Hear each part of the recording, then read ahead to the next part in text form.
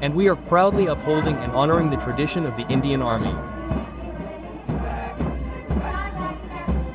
Going past saluting base, the contingent from the Jat Regiment led by Captain SD Singh for Jodhpur.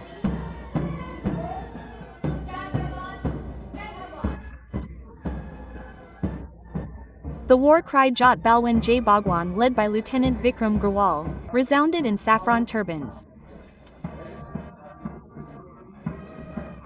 The Sikh regiment was raised from the remnants of Maharaja Ranjit Singh's army in 1846. Their war cry Bol Sa Nihal Sat Shri Akal in now going past the saluting base.